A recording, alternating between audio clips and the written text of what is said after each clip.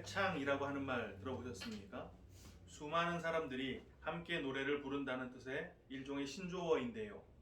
원래는 이렇게 여러 사람이 똑같이 노래하는 걸 재창이라고 하고, 그 재창을 한 선율로 하지 않고 여러 가지 화음을 넣어 각각의 파트를 부르게 되면 그걸 중창이나 합창이라고 합니다.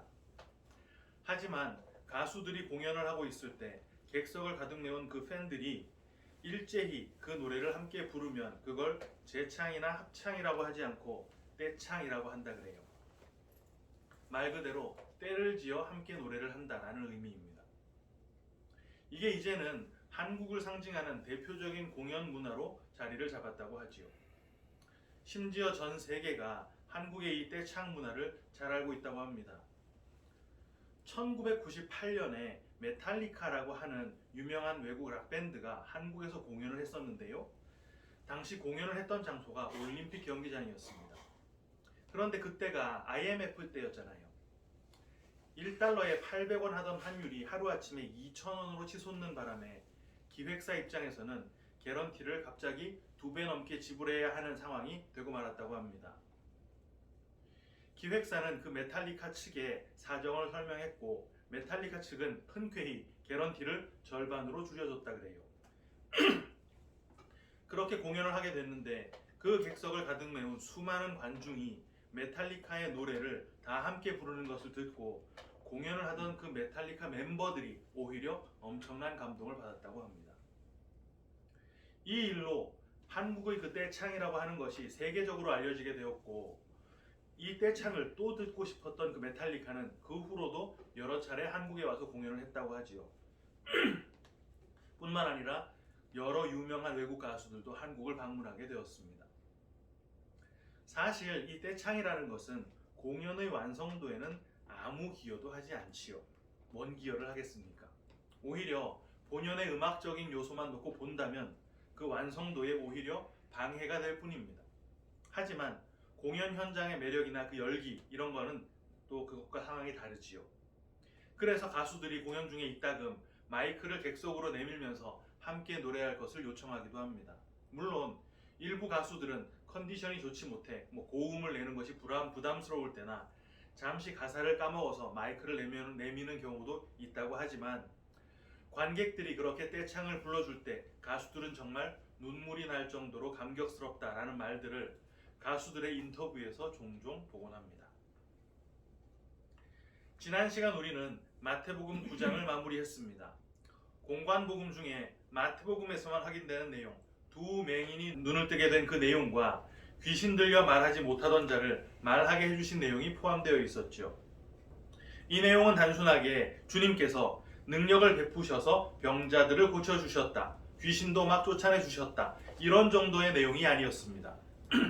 산상수훈 이후에 여러 치유의 사건들에 대해 마태가 집요할 정도로 믿음이라는 단어를 언급해서 기록을 했지요.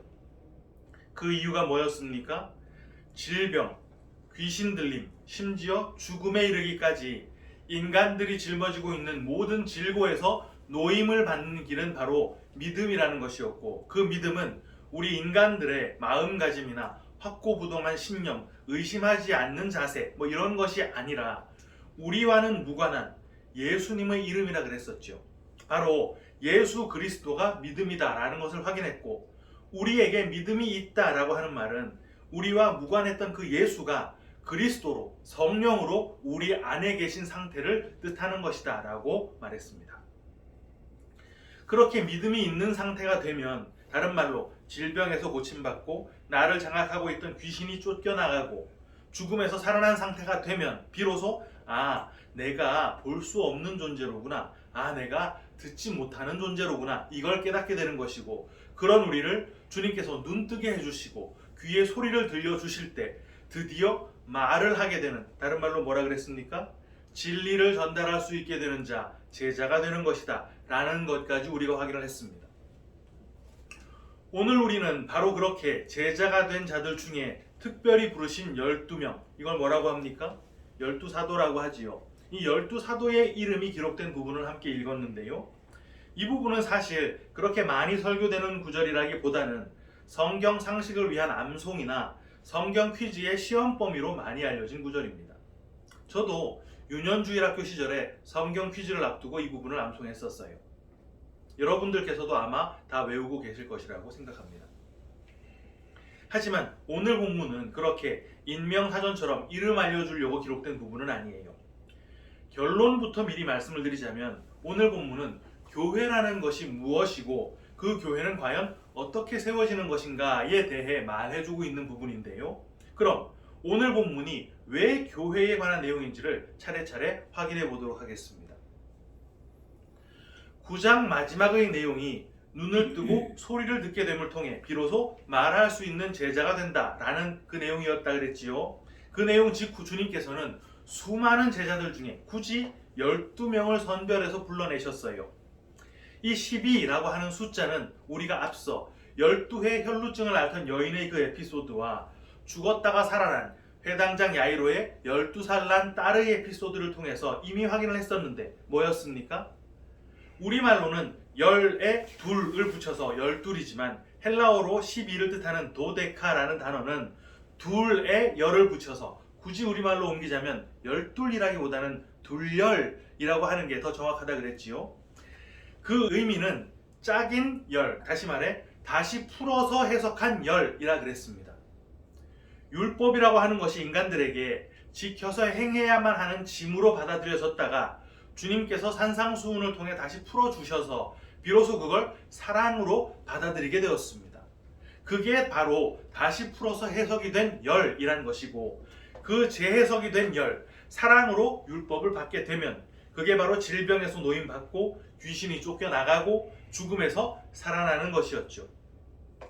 그런데 그건 오직 택하심을 입은 자들에게만 주어지는 하나님의 선물, 이거 뭐요? 믿음이었고 그 믿음이 우리 안에 들어와 버리셔서 우리를 장악하는 것을 통해서 우리를 산자로 확정지어낸 것입니다. 그렇게 산자들이 모여있는 것을 교회라고 하는데요. 구약 당시의 교회의 모형이 뭐였습니까? 택함받은 선민 이스라엘이었습니다. 그 이스라엘은 12지파로 구성되어 있었고 그게 신약으로 와서 12사도로 다시 풀어 설명을 해주신 것이죠. 오늘 본문에 등장하는 12명의 이름이 참 특이한 방식과 순서로 기록이 되어 있습니다. 일단 2명씩을 짝지어 나열해 뒀는데요. 시몬이라고 하는 베드로와 그의 형제 안드레 이렇게 짝이 지어져 있고 세베대의 아들 야고보와 요한 또 이렇게 짝 지어져 있습니다.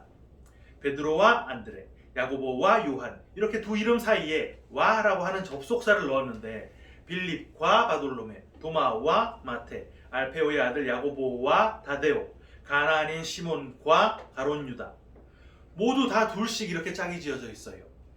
이게 동격 접속사인 카이입니다. 여러 번 얘기했는데 이건 뭐라 그랬습니까? 그리고라는 의미가 있지만 즉이라고 하는 의미가 더 크다 그랬지요.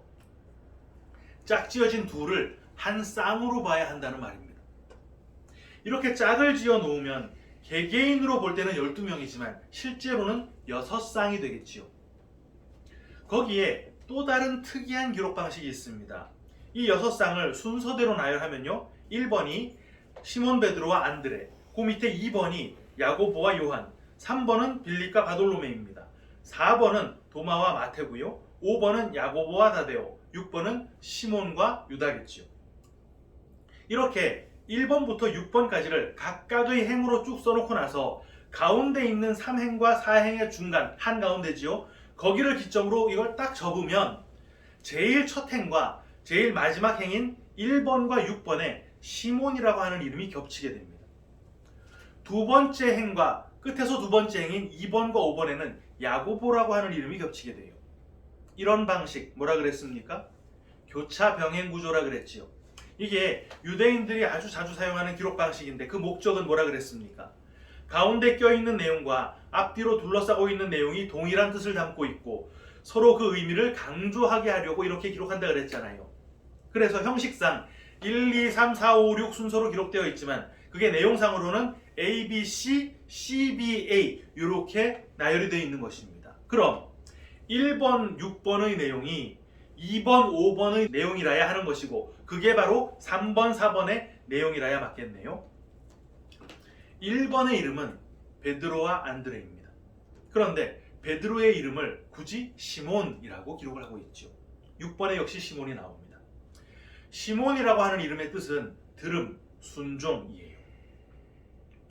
교차 병행인 그 6번에는 시몬의 짝이 유다라고 기록되어 있지요. 그럼 겹치는 이름은 시몬이고 겹치지 않는 이름인 안드레와 포개지는 이름이 유다인 셈인데, 안드레라는 이름의 뜻은 강함, 남자다움입니다. 그렇다면 강하고 남자다운 유다와 듣고 순종하는 시몬, 이렇게 정리가 될 텐데요. 이렇게 함께 놓았을 때 뭐가 떠오르십니까? 유다 지파와 시므온 지파입니다. 유다 지파는 명실공히 오실 메시아를 모형하는 지파입니다. 야곱이 그걸 예언했었죠. 창세기 49장 10절. 규가 유다를 떠나지 아니하며 통치자의 지팡이가 그 발 사이에서 떠나지 아니하기를 실로가 오시기까지 이르리니 그에게 모든 백성이 복종하리로다. 하지만 같은 날 시므온은 그 아버지 야곱에게 어떤 예언을 받았습니까? 창세기 49장 7절. 그 노여움이 혹독하니 저주를 받을 것이요 분기가 맹렬하니 저주를 받을 것이라. 내가 그들을 야곱 중에서 나누며 이스라엘 중에서 흩으리로다. 이렇게 시므온 지파는 아버지로부터 축복이 아닌 저주를 받았습니다. 그리고 그 저주는 현실이 되었죠. 다 흩어져서 아주 초라한 지파가 되고 말았습니다. 출애굽 이후에 1차 병력 집계했을 당시 59,300명, 거의 6만 명에 육박하는 이스라엘 지파 중에서 세 번째로 큰 지파가 시므온 지파였어요. 하지만 광야길 40년이 지난 뒤에 다시 그 병력을 집계했을 때 22,200명, 거의 3분의 1 토막으로 쪼개지고 말았습니다. 모든 지파 중에서 가장 작은 지파가 되고 만 거예요. 야곱이 이렇게 시므온을 저주한 이유는 잘 알고 계시죠? 야곱의 딸 디나가 하몰의 아들 세겜에게 강간을 당했을 때 시므온과 레위가 거룩한 할례를 복수의 도구로 사용했기 때문이었습니다. 그리고 나서 먼 훗날 여호수아가 죽고 난 뒤에 이스라엘이 가나안으로 진격을 해서 들어갈 때 가나안 족속과 목숨을 건 전투를 해야만 했었는데, 이렇게 초라한 지파가 된 시므온 지파에게 이제는 전투를 치러낼 능력이 있을 리가 없었겠지요. 그래서 가나안을 정복할 사명은 메시아의 모형이었던 유다 지파에게 주어집니다. 사사기 1장 1절 2절인데요. 여호수아가 죽은 후에 이스라엘 자손이 여호와께 여쭈어 이르되 우리 가운데 누가 먼저 올라가서 가나안 족속과 싸우리이까? 여호와께서 이르시되 유다가 올라갈지니라. 보라, 내가 이 땅을 그의 손에 넘겨주었노라 하시니라. 그런데 그때 유다 지파가 단독으로 진격해서 가나안을 정벌했던가요? 아니지요. 3절입니다. 유다가 그의 형제 시므온에게 이르되 내가 제비가 뽑아 얻은 땅에 나와 함께 올라가서 가나안 족속과 싸우자. 그리하면 나도 네가 제비 뽑아 얻은 땅에 함께 가리라 하니 이에 시므온이 그와 함께 가니라. 시므온 지파를 청해서 함께 데리고 전투에 임했습니다. 하지만 그 후로 아무리 읽어봐도 기록에는 시므온 지파의 전과가 하나도 나오지 않아요. 오직 유다 지파의 활약상만 쭉 나열이 되어 있습니다. 무슨 말입니까? 시므온 지파는 그냥 따라가서 유다 지파가 다 처리해 놨던 거 그냥 공짜로 얻어먹었다는 말입니다.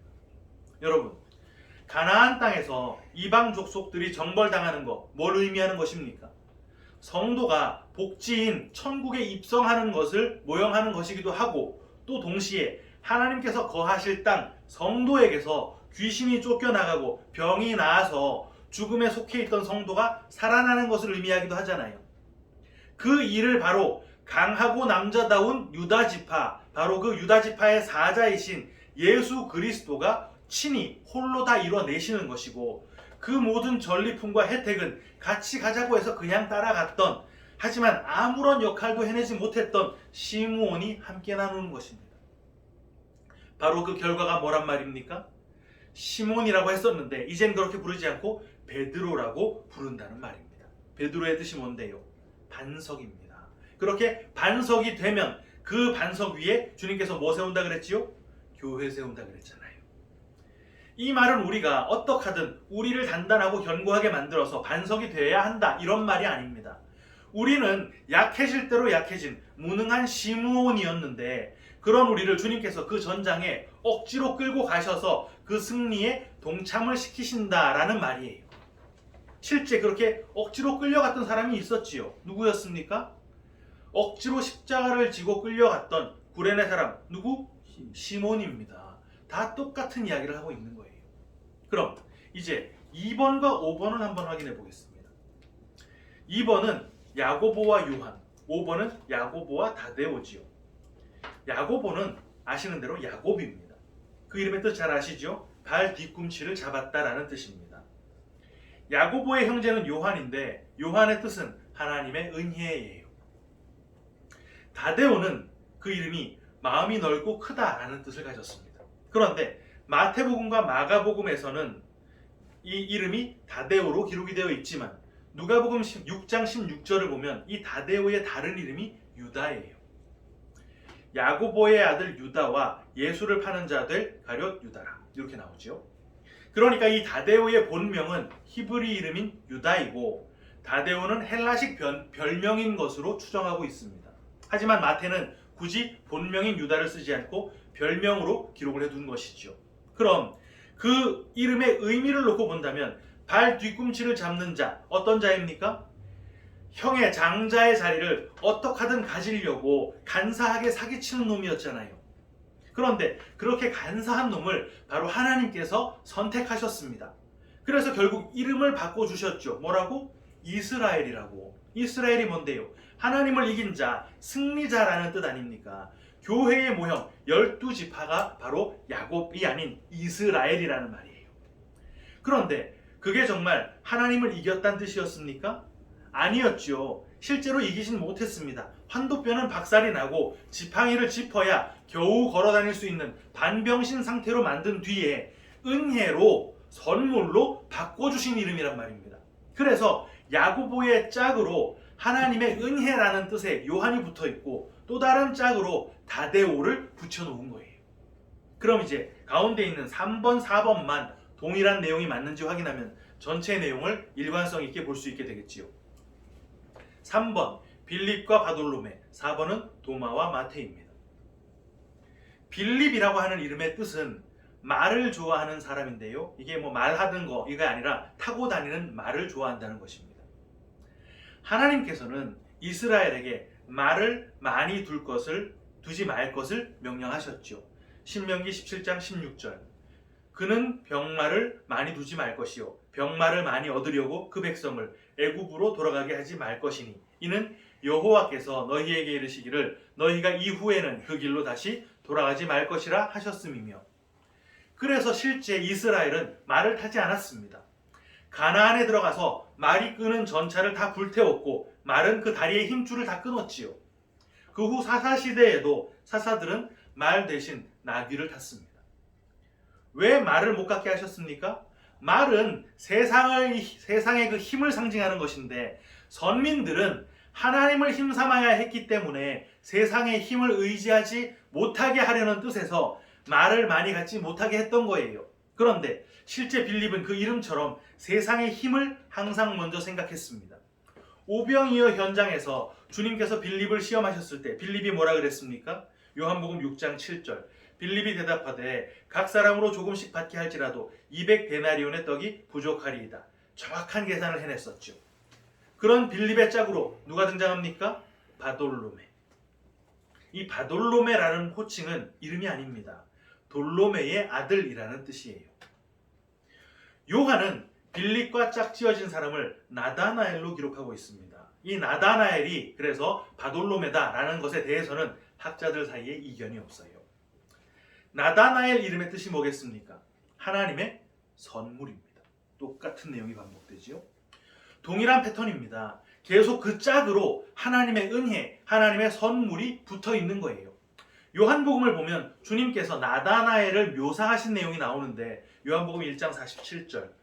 예수께서 나다나엘이 자기에게 오는 것을 보시고 그를 가리켜 이르시되 보라 이는 참으로 이스라엘 사람이라 그 속에 간사한 것이 없도다. 간사한 것이 없다고 합니다. 그래서 참 이스라엘이다 라고 하는 것이죠. 누구 얘기를 하는 것이겠습니까? 누구 빗대어서 하는 얘기겠어요? 간사한 것이 있었던 야곱 빗대어서 하는 얘기입니다. 그런데 그 간사한 야곱의 세상 힘 추구하던 것을 다 기각해 버리고서 환도뼈까지 박살내신 뒤에 야 너 이제 간사한 게 없네? 그럼 넌 이제 이스라엘인 거야. 이렇게 하셨다는 말입니다. 그게 바로 나다나엘인 바돌로메라는 말이에요. 도마, 그 이름의 뜻은요, 쌍둥이입니다. 이제 확실하지요? 누구 얘기입니까? 당연히 쌍둥이인 에서와 야곱의 얘기인 거예요. 그런데 성경은 도마에 대해 상당히 부정적인 내용들을 기록하고 있습니다. 요한복음 14장 5절, 도마가 이르되 주여 주께서 어디로 가시는지 우리가 알지 못하거늘 그 길을 어찌 알겠사옵나이까. 주님이 가는 길 알지 못한다는 그 말을 대표해서 도마가 하고 있습니다. 한 군데 더 볼까요? 요한복음 20장 24절 25절, 12제자 중 하나로서 디두모라 불리는 도마는 예수께서 오셨을 때 함께 있지 아니한지라 다른 제자들이 그에게 이르되 우리가 주를 보았노라 하니 도마가 이르되 내가 그의 손의 못자국을 보며 내 손가락을 그 못자국에 넣으며 내 손을 그 옆구리에 넣어보지 않고는 믿지 아니하겠노라 하니라. 주님이 어디로 가는지도 알지 못하고 주님 오실 때 그 자리에 있지도 못했고 주님의 부활을 듣고도 믿지 못하는 어떤 면을 봐도 버림받아 마땅한 존재겠지요. 그런데 그런 도마의 짝 누굽니까? 마태. 마태 이름의 뜻 뭘 것 같으세요?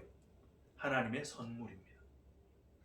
제자들의 이름을 짝 지어놓고 반복해서 보여주고 계신 거예요. 야 교회야, 너희들은 시므온이야. 거룩한 할례를 너희 마음대로 다 이용해 먹고 저주받아 멸절되었어야 할 그런 존재였어. 너희는 형도 속이고 아버지도 속인 간사한 사기꾼 야곱 같은 놈이야. 형 누굽니까? 우리의 맏아들이신 예수님이잖아요. 아버지는 누굽니까? 성부 하나님이시죠. 그런 성자와 성부를 다 속인 게 우리라는 말입니다. 그래서 너희는 주님 가시는 길을 깨닫지도 못하고 심지어 믿음조차도 없는 자들이야. 그런데 그런 너희를 하나님의 은혜로, 하나님의 선물로 믿음 넣어주셔서, 그 믿음 뭐요? 예수 그리스도. 유다 지파의 사자 예수 그리스도가 홀로 싸워서 확보해낸 그 천국, 너희가 아무런 공로 없이 거저 은혜로 함께 나눠갖게 되는 거야. 이 말씀 하고 있는 것입니다. 사랑하는 키퍼스 처치 성도 여러분, 우리가 바로 그렇게 교회가 되었습니다. 우리는 그 교회의 완성에 아무런 공로가 없어요. 우리가 없었다 그래도 주님께서 홀로 그 완성은 충분히 완벽히 이루어냈을 거란 말입니다. 오히려 그렇게 완성된 것이 훨씬 더 완벽할 거예요. 전능하신 주님 혼자 하시는 거니까. 하지만 그걸 혼자 완성하지 않으시고 우리에게 마이크를 건네시는 것이죠. 그때 우리는 그 무대의 완성도를 높이기 위해 노래하는 것이 아니라 그 무대를 직접 보고 그 현장의 열기를 느끼면서 그 노래를 함께 부르는 것이 기뻐서 목청을 다해 떼창을 부르는 것입니다. 다 부른 뒤에 우리가 그 박수, 그 갈채 받는 것입니까? 그 박수와 갈채가 우리에게 돌아오나요? 아니지 않습니까? 그 박수는 오롯이 그 교회를 완성해낸 주님께 돌아가는 것입니다. 하지만 그때 주님께서 오히려 우리에게 박수를 쳐주시는 거예요. 그때 참 너무 감격적이었다고, 그때 참 너무 좋았다고 칭찬해 주신다는 말입니다. 시몬이고 야곱이고 빌립이고 도마였던 우리, 천국을 기업으로 받아선 안 될 죽을 죄인인 우리에게 그렇게 말도 안 되는 칭찬을 해주셔서 그 은혜로 우리가 베드로, 반석이 되었고 그 위에 교회가 세워졌다는 거예요. 그런데 다른 거 뭘 바라겠습니까? 세상 힘이요? 말 좀 많이 갖고 싶다고요? 하나님의 뜻을 내 소욕 이루고 내 복수하는 데 쓰고 싶으시다고요? 아니요. 그거 하나하나 박살나는 과정을 통해 내 간사함이 제거되는 것이고, 그게 다 제거되었을 때, 다른 말로 뭐요? 내 세상 힘이 완전히 거덜나서 예수밖에 붙들 수 없게 되었을 때, 그때 우리에게 붙여지는 새 이름, 이스라엘 승리자라는 그 이름이 빛을 발하게 되는 것입니다. 이것을 깨닫고 주님께서 우리의 간사함을 제거해 나가시는 그 힘든 길, 오히려 믿음으로 끝까지 걸어가는 우리 모두가 다 되시기를 주님의 이름으로 축원합니다. 아멘.